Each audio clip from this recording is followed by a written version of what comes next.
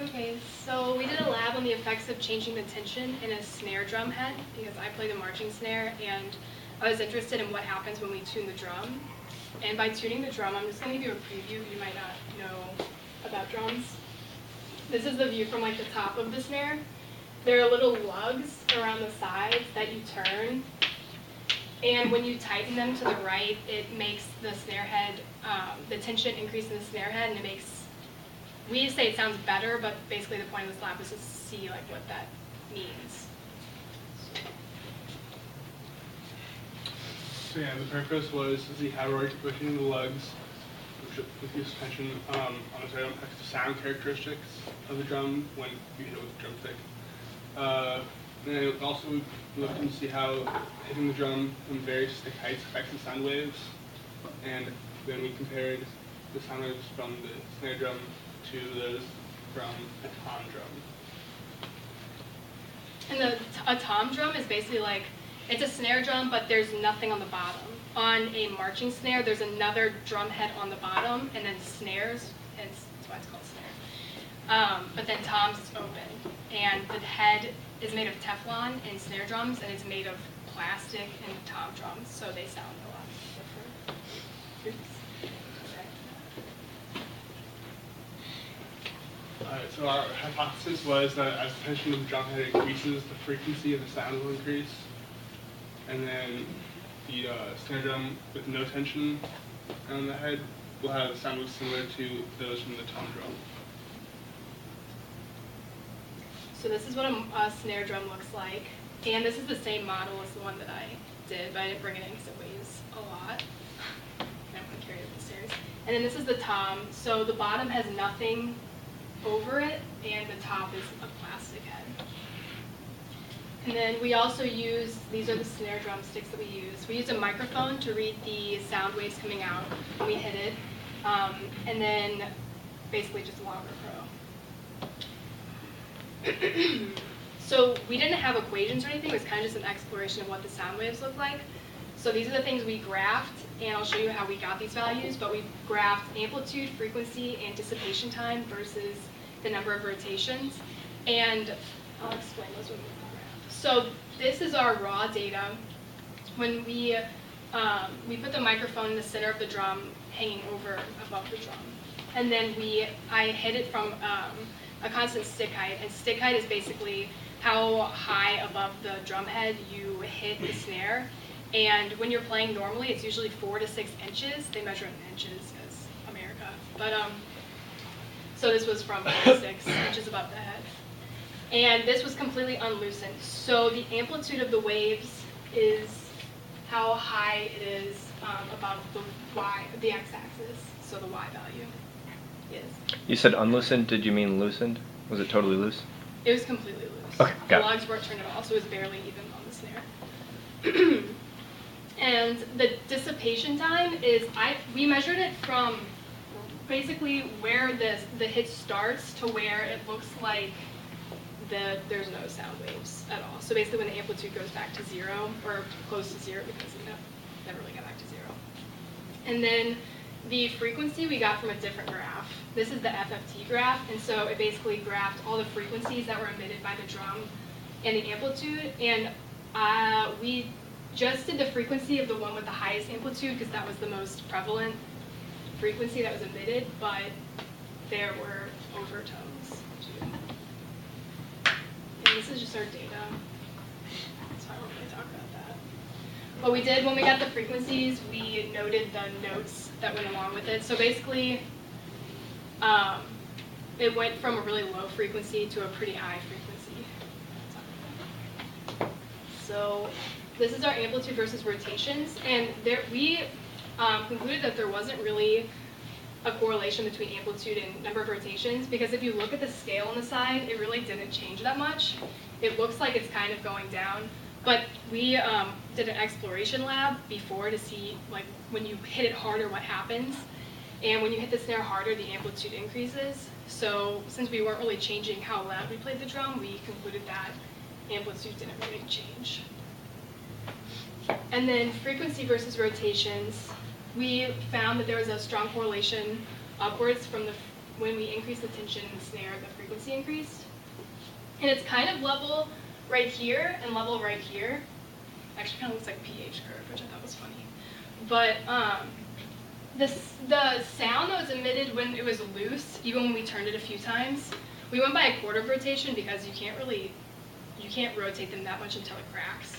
So between 0 and 0.5 rotations, the frequency didn't change that much, and that's because it was still loose enough that it was kind of like a tom drum.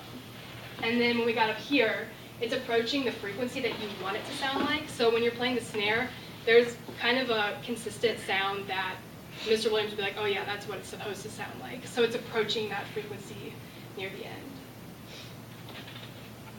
And then dissipation versus time.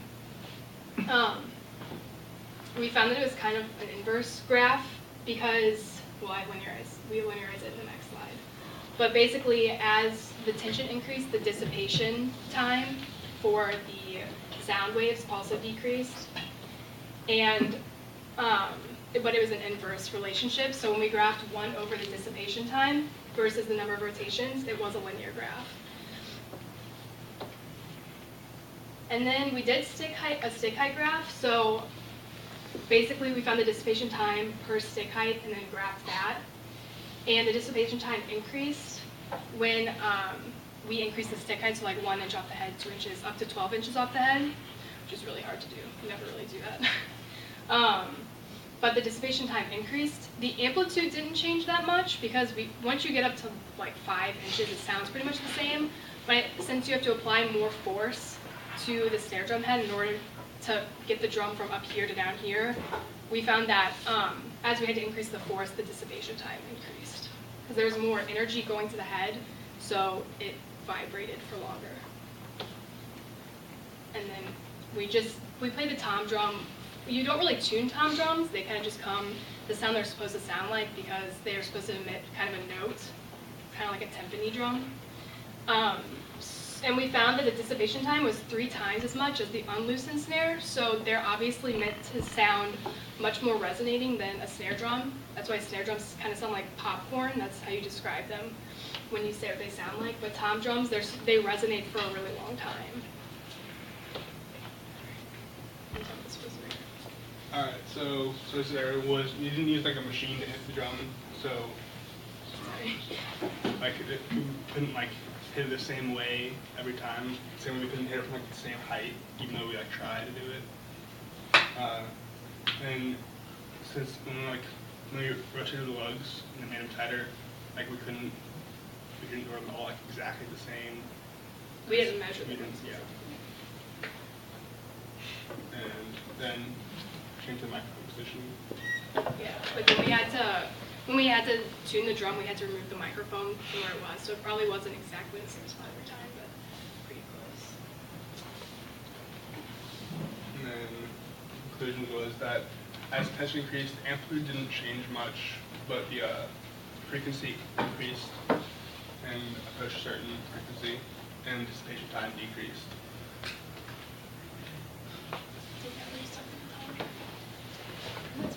Yeah, that's the last slide. Thank you.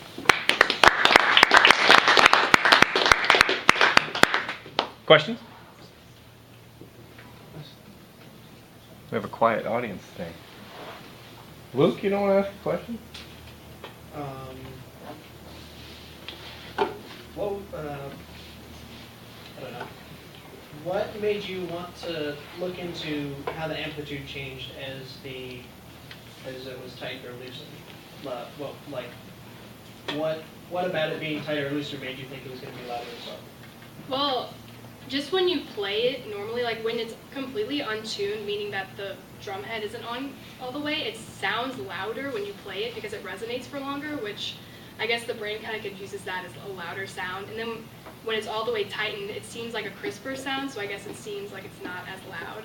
So I thought that maybe as we tune it more, the amplitude would decrease, even though we're playing it the same. But that was just kind of flawed thinking because it's based on how loud you play. And we played it pretty much the same loudness.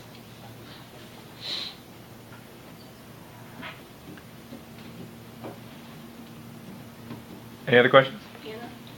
snare drums designed to have like a specific frequency, and do you have like different frequencies that you use, or that would be, like you said, more like the timpanis? The timpanis are mostly, yeah, timpanis have like distinct notes that you play, but snare drums, you really think of them as having like a set note, but it's kind of just a sweet spot. Once you get up to tuning it in a certain way, it sounds, I don't know, they say like it sounds good, like that's what sounds good, but it's approaching a certain frequency, but we don't really think about it as a note. It's kind of just, it sounds crisp at that point.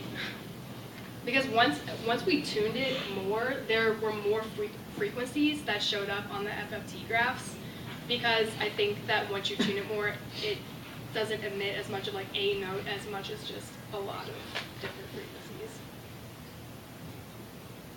Cool, thank you. And then also we looked to see how hitting the drum from various distinct heights affects the sound waves, and then we compared the sound waves from the snare drum to those from a tom drum. And this lab was to see like what that means.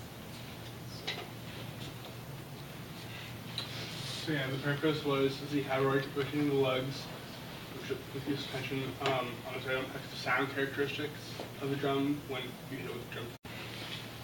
Okay, so we did a lab on the effects of changing the tension in a snare drum head, because I play the marching snare, and I was interested in what happens when we tune the drum. And by tuning the drum, I'm just going to give you a preview. You might not know about drums. This is the view from like the top of the snare.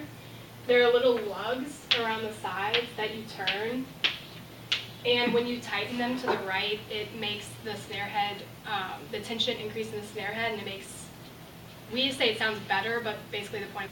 And a tom drum is basically like, it's a snare drum, but there's nothing on the bottom. On a marching snare, there's another drum head on the bottom, and then snares, and that's why it's called snare. But then toms is open.